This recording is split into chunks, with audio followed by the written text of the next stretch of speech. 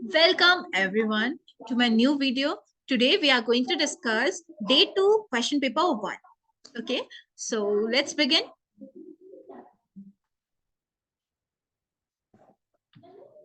So in this question paper there were total 4 questions, total 5 questions. ठीक है, तो हम स्टार्ट करते हैं. It was basically upon data structuring, data wrangling, okay, data mining. जिसमें हमें क्या क्या चीजें आ जाती है कि हम डेटा को कैसे स्ट्रक्चर्ड कर रहे हैं. ठीक है, डेटा स्ट्रक्चर्ड कैसे कर रहे हैं, जो ऐसी वैल्यूज है डेटा की जिन्हें हमें रिमूव करना ज्यादा इजी रहेगा, उन्हें हम एक जैसा कैसे करें, डेटा रैंगलिंग बेसिक. ठीक है, तो लेट्स स्टार्ट. तो पहला क्वेश्चन था कि discuss attribute by attribute problems that may have found in the following database. हमें ये डेटाबेस गिवन है, ठीक है, और मुझे इसमें एट्रीब्यूट लिखना है. तो सबसे पहले देखिए इस वाले में यहाँ देखिए जेंडर. आप देखिए कि कस्टमर आईडी हमें प्रॉपर गिवन है. ठीक है, पहला एट्रीब्यूट तो प्रॉपर है. लेकिन दूसरे वाले में देखिए जिप कोड देख रहे हैं आप, तो इस वाले में ठीक है, इस वाले में न्यूमेरिकल वैल्यू ठीक है, इस वाले में ठीक है, इस वाले में ठीक है. लेकिन ये वाला जिप कोड देखिए, ये क्या है, ये थोड़ा सस्पिशियस नहीं लग रहा आप लोगों को?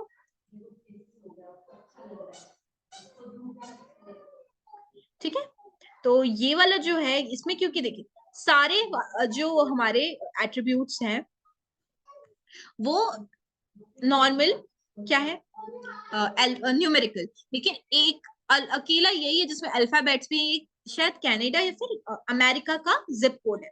ठीक है, तो यहाँ पे ये तो रिक्वायर्ड ही नहीं है, ये हमने दूसरे एम्प्लॉयज की जिसके भी कस्टमर से उनके वो लिया हमने इंफॉर्मेशन, उसमें ये जिप कोड कैसे आ सकता है. तो हम क्या करेंगे, यही यहाँ पे ये प्रॉब्लम है कि ये यहाँ पे ऐसा नहीं हो सकता. इसका जो फॉर्मेट है वो न्यूमेरिकल ही होना चाहिए, तो ये यहाँ पे नहीं हो सकता. ठीक है, नेक्स्ट हमारा है, ठीक है, हम देखते हैं इनकम. तो इनकम में आप ये देखिए, ठीक है, ये वाली इनकम देखिए, ये कुछ ज्यादा ही बड़ी नहीं हो रही, क्योंकि सबकी इनकम आप देखिए 90-50,000. ऊपर से आप ये वाली इनकम को देखिए, ये नेगेटिव में जा रही है. ऐसा हो सकता है, पॉसिबल है क्या कि किसी इंसान की इनकम नेगेटिव हो? ठीक है, ये वाली इनकम को देखिए, ये हो भी सकती है, नहीं भी हो सकती है. ठीक है, एक नॉर्मल हम बेसिस, एक नॉर्मल देखें तो किसी की इनकम नेगेटिव नहीं होती है. इतने नॉर्मल इनकम में एक इतनी हाई वैल्यू होना, देखिए इसको हम ऐसा तो नहीं बोल रहे कि टोटली रॉन्ग है, पर हो सकती है, नहीं भी हो सकती है. ये वाली भी वैल्यू, किसी की सैलरी ऐसे 999 इस ऐसी वैल्यू तो नहीं होती है. ठीक है, वो टोटल होल नंबर कोई सा वैल्यू होता है. ओके, तो यहाँ इस इनकम एट्रीब्यूट में ये तीन जो है प्रॉब्लमेटिक वैल्यूज हैं यहाँ पे. ओके, अब हम आते हैं हमारे थर्ड एट्रीब्यूट पे, जो कि है हमारा मैरिटल स्टेटस. ठीक है, तो मैरिटल स्टेटस में हमें तीन वैल्यूज गिवन है, एक है मैरिज, एक है डब्ल्यू, एक है सिंगल, एक है डाइवोर्स. तो अब देखिए आप क्या बोलेंगे, आप क्या बोलेंगे कि ये एम तो मैरिज के लिए है, चलो मान लिया कि एम जो है मैरिज के लिए है, लेकिन और ये जो एस है वो सिंगल के लिए. मैरिटल स्टेटस में एम मैरिड हो गया, लेकिन ये डब्ल्यू क्या है, आप बता पाएंगे ये डब्ल्यू क्या है? डब्ल्यू जैसा कुछ होता है क्या? नहीं. तो आप यहाँ पे कंफ्यूज हो जाएंगे. डेटाबेस में यही प्रॉब्लम है कि ये मैरिटल स्टेटस डब्ल्यू का तो यहाँ पे ऑप्शन होना चाहिए, डब्ल्यू नाम की वैल्यू यहाँ पे हो ही नहीं सकती. आते हैं हम डी पे. तो अब इस डी का मतलब क्या है, डाइवोर्स, डाइवोर्स्ड है, या फिर इसका मतलब क्या है हमें नहीं पता. ठीक है, सो जो यहाँ पे ये और ये दो वैल्यूज यहाँ पे प्रॉब्लमेटिक हैं, जिनको हमें कोई ना कोई टेक्निक यूज करके इन वैल्यूज को, या तो इन वैल्यू से डील करना पड़ेगा, इन्हें या तो हम हटा देंगे या तो इनकी जगह कुछ और वैल्यूज डाल देंगे. ठीक है, या तो यूजर डिफाइंड वैल्यूज कुछ हम खुद ऐड करेंगे इस डेटाबेस में. ओके, सो अब हम मूव करते हैं हमारे नेक्स्ट एट्रीब्यूट पे, जो कि है ट्रांजेक्शन्स. तो ट्रांजेक्शन में आप खुद देखिए, ट्रांजेक्शन कितना है, 5,000 का, 4,000 का, 7,000. ट्रांजेक्शन एकदम परफेक्ट है कि ठीक है ट्रांजेक्शन हो रहा है, हमने नॉर्मली एक मान लिया. लेकिन आप ये देखिए, कि सॉरी, एक इंसान जिसकी इनकम नेगेटिव में है, जब उसके पास इनकम ही नहीं है तो उसका ट्रांजैक्शन कैसे होगी? ठीक है, तो यहाँ पे प्रॉब्लमेटिक क्या चीज है कि ट्रांजैक्शन तो सिर्फ उसी का होता है जिसके पास अकाउंट में बैलेंस होता है, लेकिन इसके अकाउंट में तो नेगेटिव बैलेंस है, तो यहाँ पे जो ये है प्रॉब्लमेटिक है, यहाँ पे ये और ये प्रॉब्लमेटिक है, यहाँ पे ये तीनों ही हो भी सकते हैं। देखो ये तो नहीं हो सकता, लेकिन ये दोनों हो भी सकते हैं, नहीं भी हो सकते। यहाँ पे ये प्रॉब्लमेटिक था। और जेंडर में देखिए एक हमारे पास क्या है, मिसिंग वैल्यू है, तो यहाँ पे प्रॉब्लम क्या है इस एट्रीब्यूट में कि यस अब there is a missing value which we have encountered. यहाँ पे इनवैलिड कोड हमने इनकाउंटर किया, यहाँ पे हमने ऐसी दो वैल्यूज जो कि कुछ उसका मीनिंग ही नहीं है, और यहाँ पे बिना इनकम के ट्रांजैक्शन हो रहा है, तो ये एक प्रॉब्लम अकर हो रही है। ठीक है, so this were the some problems occurring in these attributes. Now we move to second question, जहां पे हमें डेटा रैंगलिंग प्रोसेस को इस डेटाबेस में अप्लाई करना। तो आप ध्यान से देखिए, नेम क्या है, जगदीश कौमा सिंह, जैन तिलक, गुप्ता विनोद, अरुण फकीरा जैकी अग्रवाल। ठीक है, तो आपको पता है एक इंसान जिसने ये डेटाबेस बनाया उसने एक प्रॉपर उसका स्ट्रक्चर डिसाइड किया था कि नेम में आगे होना चाहिए हमारा नेम और पीछे होना चाहिए हमारा सरनेम, और उनके बीच में कॉमा या कोई भी साइन नहीं होना चाहिए, उसका एक प्रॉपर फॉर्मेट है। तो यहाँ पे ये सब क्या प्रॉपर फॉर्मेट के हिसाब से है क्या? आप देखिए यहाँ पे जगदीश कौमा सिंह नहीं होगा, यहाँ पे होगा जगदीश सिंह। यहाँ पे तिलक जैन, विनोद गुप्ता, अरुण फकीरा एकदम सही है, जैकी अग्रवाल एकदम सही है। तो प्रॉपर इन तीनों को हम क्या करेंगे, इधर प्रॉपरली लिखेंगे। ठीक है, फोन नंबर में देखिए, फोन नंबर का वो क्या होता है फॉर्मेट कि हम आगे के तीन जो सिटी कोड है वो, और फिर कॉमा 3 नंबर्स यहाँ के और 4 नंबर यहाँ, तो ये एकदम प्रॉपर है। लेकिन बाकी की देखिए, ये देखिए +91 की यहाँ जरूरत ही नहीं, हमें तो सिर्फ सिटी कोड चाहिए रहता है। ठीक है, अब यहाँ देखिए हमें ये जो 731 है ब्रैकेट में सिटी कोड, हमें उस फॉर्मेट में नहीं लिखना है, हमें 731 डैश ये 3 नंबर डैश ये 4 इस फॉर्मेट में ही लिखना था। तो ये जो कोड, ये जो फोन नंबर है ये टोटली यहाँ पे रॉन्ग फॉर्मेट में है। तो यहाँ पे हमें डेटा रैंगलिंग करना है, यानी इन सबके फॉर्मेट्स को सही करना है डेटाबेस के हिसाब से, जिस हिसाब से हमें उसे स्टोर करनी है वैल्यूज को। ठीक है, यहाँ पे इस नंबर को, ये नंबर उसने डायरेक्ट लिख दिया, यहाँ पे उसने ये दो, यहाँ पे 2 डैश बीच में लगेंगे जो कि उसने लगाए। ठीक है, यहाँ पे देखिए, यहाँ पे सिटी कोड तो मिसिंग ही है डायरेक्ट, उसने दिया ही नहीं कि सिटी कोड क्या है। ठीक है, सो ये सारी यहाँ प्रॉब्लम्स हैं जो कि अकर होंगी। ठीक है, अब हम आ जाते हैं नेक्स्ट बर्थ डेट पे। तो देखिए आपको पता है बर्थ डेट का फॉर्मेट क्या होता है, क्या होता है आपको पता है? यस, देखिए जरूरी नहीं कि यहाँ पे बर्थ डेट का फॉर्मेट अमेरिकन के हिसाब से आप लिखते हैं, कुछ भी लिख सकते हैं, लेकिन प्रॉपर एक स्टैंडर्ड देखा जाए तो होता है date month and year, date month and year, वो भी विथ प्रॉपर दिस सेमीकोलंस या फिर अपना डैश। तो हमने हमने यहाँ पे एज्यूम किया कि हमें डैश के साथ लिखना था, लेकिन यहाँ पे देखिए हमें ऐसे स्लैशेस बनाने थे। ठीक है, हमने एज्यूम किया हमें आज यहाँ पे स्लैशेस के साथ बर्थ डेट्स को उस फॉर्मेट में लिखना था, पर ये देखिए ये वाला जो है अगस्त 1249 वो है क्या उस फॉर्मेट में? नहीं है। आप देखिए बचा हुआ जो है हमारे 11 12 19 वो है, वो प्रॉपर फॉर्मेट में, पर नेक्स्ट लाइन पे देखिए विनोद गुप्ता की डेट बर्थ, जहां पे 15 जून 1982 होना चाहिए, पर वो क्या प्रॉपर फॉर्मेट में है? नहीं। तो ये यहाँ पे इन दोनों में हम डेटा रैंकिंग करेंगे, एक इसमें, एक इसमें, और इसमें। ठीक है, लेकिन आप यहाँ देखिए यहाँ पे तो वो भी नहीं है, क्या नहीं है? ईयर ही नहीं है कि उसका बर्थ ईयर क्या है। ठीक है, तो ये एक प्रॉब्लमेटिक सिचुएशन है। ठीक है, देखिए फोन नंबर में एक हमें यहाँ पे डेटा रैंकिंग करना है, यहाँ पे इन चारों में। ठीक है,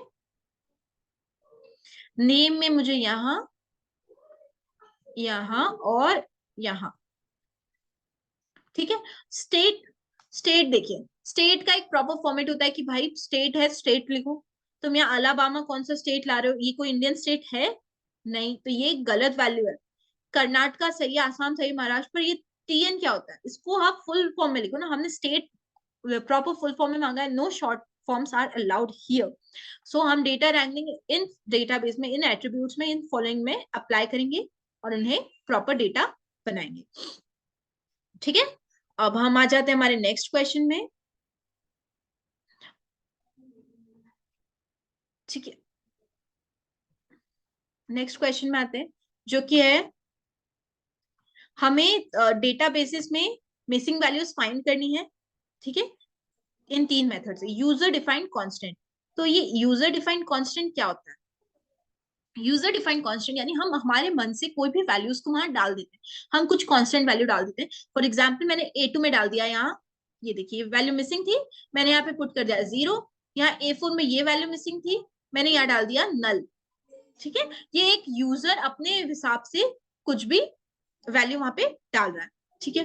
अब सेकेंड वैल्यू होती है, सेकेंड मेथड क्या हो सकती है इसकी, मीन या मोड फाइंड करना। अब मीन या मोड यानी देखिए, जो न्यूमेरिकल टेबल है, ऐसी एट्रीब्यूट जिसमें न्यूमेरिकल वैल्यूज है, उनमें हम क्या करेंगे, इन सब का मीन निकालेंगे।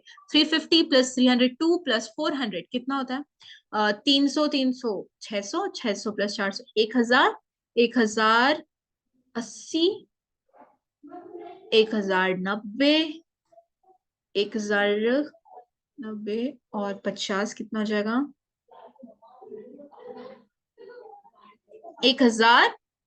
1140, ठीक है। सो 1140 डिवाइडेड बाय 4 कितना हो जाएगा, समथिंग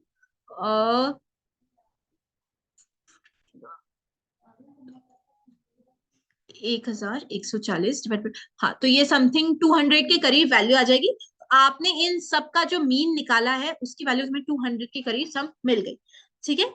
अब इसमें ये वाली देखिए, ये ऐसी वैल्यूज जिसमें अल्फाबेटिकल कुछ वैल्यूज है, उसमें हम क्या निकालेंगे, मोड निकालेंगे। मोड यानी क्या होता है बेटा, मोड का मतलब होता है कि यहाँ पे जो ज्यादा बार रिपीटेड वैल्यूज है, तो ये क्या दिख रही है आपको, उज्जैन रिपीटेड वैल्यूज है, तो इस टेबल का मॉड क्या हुआ, उज्जैन हुआ, तो आप यहाँ लिख देंगे उज्जैन, ठीक है। तो ये मिसिंग वैल्यूज को हमने मीन और मोड से फिल कर दिया, ठीक है।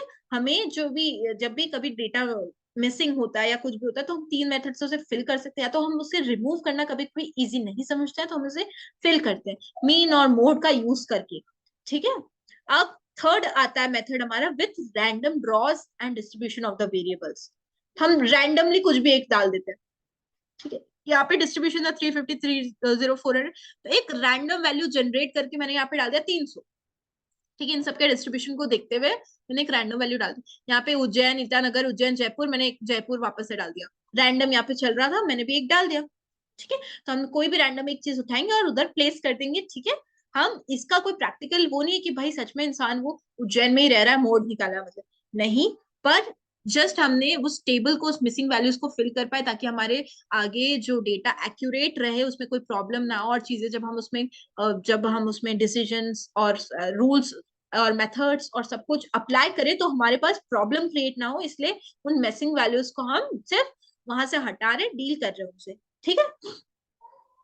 लास्ट हमारा ये है, classify bank loan application by assigning application to one of the three risk class use entropy and gain approach। तो हमें क्या दिया हुआ है बेटा, ये देखिए, ये पूरा टेबल है। ये पूरे टेबल से हमें क्या करना है, तीन रिस्क क्लासेस हैं। कौन कौन सी रिस्क क्लास है हमारे पास, ABC। इन रिस्क क्लास की मुझे क्या निकालनी है, एंट्रोपी और इंफॉर्मेशन गेन से नोड निकालना है, कि हमें यहाँ पे क्लासिफाई स्प्लिटिंग क्राइटेरिया क्या होगा, हम किस बेसिस पे इसको स्प्लिट करेंगे। तो आपको देखिए, हम इसे स्प्लिट करेंगे, देखिए मेल यानी risk class B, male risk class B, male risk class B, ठीक है। देखो 3B और 3 मेल, तो हम एंट्रोपी और इन्फॉर्मेशन गेन हर एक एट्रीब्यूट का इसमें निकालेंगे। होम का निकालेंगे, मैरिड का निकालेंगे, जेंडर का, एम्प्लॉयड का और क्रेडिट का। इन पांचों का निकालने के बाद हमें सबसे ज्यादा वैल्यू इसका मिलेगा, यानी कि हमारा जो क्लासिफाई बैंक लोन बनेगा, ठीक है, जो भी हमारा रिस्क क्लास को क्लासिफाई करने के लिए बनेगा, वो हमारा रहेगा क्या, वो हमारा रहेगा जेंडर। ठीक है, तो हमारा जेंडर वैल्यू जो रहेगा वही हमें रिस्क क्लास को क्लासिफाई करने में हेल्प करेगा। तो सबसे पहला रहेगा मेल, जब जेंडर अगर क्या है, जेंडर, एक मिनट, तो जेंडर क्या क्या हो सकता है, या तो मेल या तो फीमेल। तो अगर जेंडर क्या है, मेल है, ठीक है, और अगर जेंडर फीमेल है, ठीक है, तो अगर जेंडर मेल है तो क्या है, रिस्क क्लास क्या होगी, बी होगी। ठीक है, मेल है तो, और फीमेल है तो, फीमेल है तो कुछ कंफर्म नहीं है, ए भी हो सकता है, सी भी हो सकता है। तो अब फीमेल वाले में हम क्या देखेंगे, एम्प्लॉयड है कि नहीं, एम्प्लॉयड नहीं, मैरिड, नो के लिए ए, वाई के लिए सी, ठीक है, और फीमेल में देखें तो वाई के लिए सी, नो के लिए ए, और फीमेल में देखें तो नो के लिए ए, वाई के लिए सी। तो फीमेल में हमारा क्राइटेरिया क्या बनेगा, ठीक है, जेंडर हमने पहला एट्रीब्यूट सेलेक्ट कर लिया, अब हम जो बचे हुए फीमेल्स के लिए वापस से एंट्रोपी और इन्फॉर्मेशन गेन दोनों अप्रोच हमने जो अभी डिस्कस किए हैं प्रीवियस वीडियो में, वही मेथड्स को अप्लाई कर करके करेंगे। तो हमारी फीमेल के लिए बन जाएगा,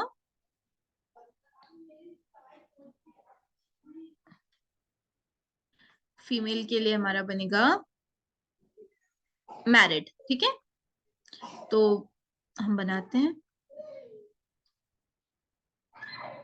देखिए अगर फीमेल मैरिड यस और मैरिड नो, तो हम देखते हैं।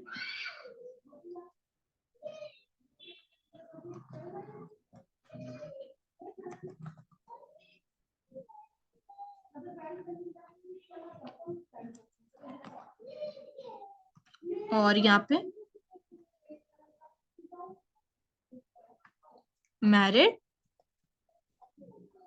नो, ठीक है, अगर वो मैरिड है और मैरिड नहीं है, रुको एक मिनट,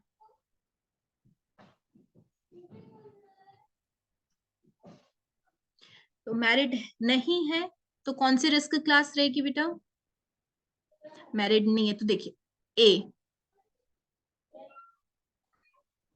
और मैरिड है तो कौन सी रहेगी, बी।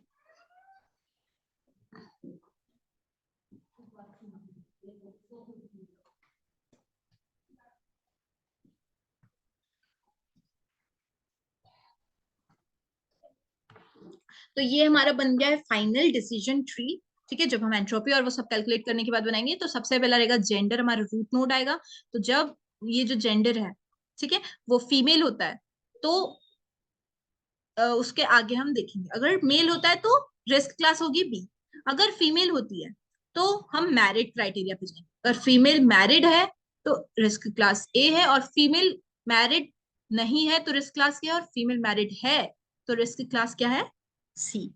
तो ये हमारा फाइनल ट्री बन जाएगा। एट लास्ट फिफ्थ क्वेश्चन यही था कि हमें सारे एट्रीब्यूट्स को कंपेयर करना है। ठीक है, तो आप देख लीजिए ये हमारा फाइनल ट्री ऐसा बने। ओके, तो देखिए अब compare the attributes and then assigning application to one of. तो अब हमें इन सबका पहले निकालना था हर एक का, और उसे कंपेयर करना था, कंपेयर करने के बाद ही हमें ये चीजें पता चलेगी। ठीक है, so this was all about this question paper. Hope you like my video. Till that stay tune, मेरा नेक्स्ट वीडियो आने तक मेरे साथ बने रहिए। Thank you.